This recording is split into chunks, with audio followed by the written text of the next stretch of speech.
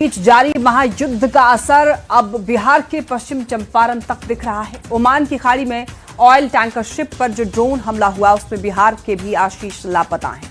2 दिन से परिवार का संपर्क उनसे नहीं हो पा रहा है। बेतिया के शिक्षक गली नंबर 2 के रहने वाले आशीष कुमार इस जहाज पर वो कैप्टन है। वो करीब 16 साल से इंडियन मर्चेंट नेवी में है और 22 फरवरी को स्काईलाइट ऑयल टैंकर शिप पर कैप्टन की भूमिका में थे। ओमान की खाड़ी में शिप की मरम्मत के लिए उन्हें तैनात किया गया था।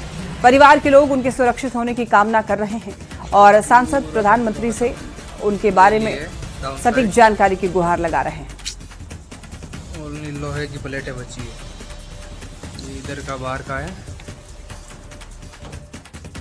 As a according crew member जो वहाँ के कुक पोस्ट पे थे, उनसे हमारी बात हुई है। भैया से हमारी बात नहीं हो पाई है कल से, ठीक है।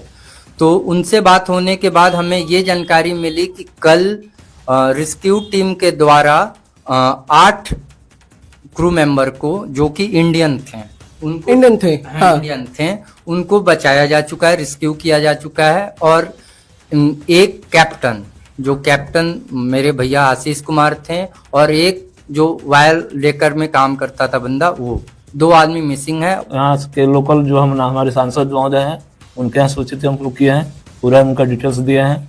फिर एम्बेसी भी हम लोग कंसल्ट किए हैं, लेकिन कोई अथेंटिक अभी तक कोई क्या कहना है उनका? एम्बेसी में आपने कांटेक्ट किया था, वहां से क्या उनका कहना है कि अभी अथेंटिक रिपोर्ट हमारे पास नहीं, हम लोग प्रयास कर रहे हैं। गुहार लगाएंगे कि जितना जल्दी हो इसका रिपोर्ट हम लोग को दें कि हाँ हमारा बच्चा है तो है कहाँ। क्या नाम है बाबू? आप कुछ कहोगे इंडियन गवर्नमेंट से पापा के लिए? पापा को जल्दी बुलाएं। मेरे पापा को जल्दी भेज दीजिए। देखिए, जिद्दा से भारत के लिए विशेष उड़ानें, बताया जा रहा है कि जिद्दा से 4 विशेष उड़ानें संचालित होंगी। मुंबई, हैदराबाद और अहमदाबाद के लिए उड़ानें होंगी। दरअसल जिद्दा में सैकड़ों भारतीय फंसे हुए हैं, उनके लिए खासतौर पर ये विशेष उड़ान की सुविधा जो है वो दी जा रही है। तो 4 विशेष उड़ानें वहां से संचालित होंगी। मुंबई, हैदराबाद और अहमदाबाद के लिए उड़ानें होंगी। जो लोग अभी जिद्दा में फंसे हुए हैं और जो इंडियन, उनके लिए ये सुविधा है, वो वहां से इंडिया आ सकते हैं। तो जिद्दा से भारत के लिए विशेष उड़ान की सुविधा, 4 विशेष उड़ानें जो है वो वहां से संचालित होंगी। जो लोग, जो भारतीय फंसे हुए हैं, वो वहां से वापस आ सकते हैं। और इस बीच जॉर्डन में देखिए सायरन की आवाजें सुनाई दी हैं। वहां पर अमेरिकी दूतावास में ईरान के हमले की आशंका को देखते हुए सायरन बजने लगे। दूतावास में मौजूद लोगों को खिड़कियों से दूर रहने के निर्देश भी दिए गए हैं।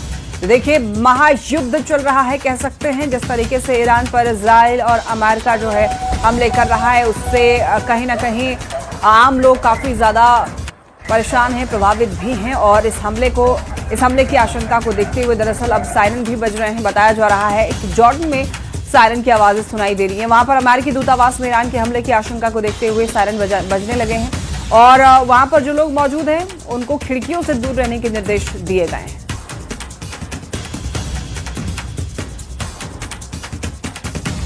और अब देखिए, ईरान को लेकर नेतन्याहू का एक बहुत बड़ा बयान सामने आया है। ईरान ने एटम के लिए बंकर बनाए थे, नेतन्याहू का ये कहना है।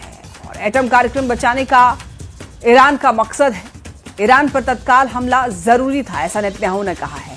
ईरान ने नए ठिकाने बनाने शुरू किए। तो देखिए, इधर बहुत बड़ा बयान सामने आया है नेतन्याहू का। उनका कहना है ईरान पर तत्काल हमला बहुत जरूरी था। ईरान ने दरअसल नए ठिकाने बना लिए थे और ईरान ने एटम के लिए बंकर भी बनाए हुए थे। इसी वजह से ये हमला जो है बहुत ज्यादा जरूरी था।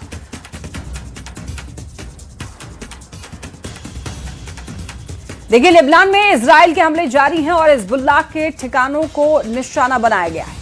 हमलों के बीच बेरूत एयरपोर्ट से विमान उड़ान यहां पर भर रहे हैं। आपको बताते चलें कि बेरूत में इजराइल ने एक फिलिस्तीनी जिहादी कमांडर मारने का दावा किया है। हिजबुल्लाह के ठिकानों को निशाना बनाया गया। लेबनान में इजराइल के हमले जारी हैं, हिजबुल्लाह के ठिकानों को निशाना बनाया गया है।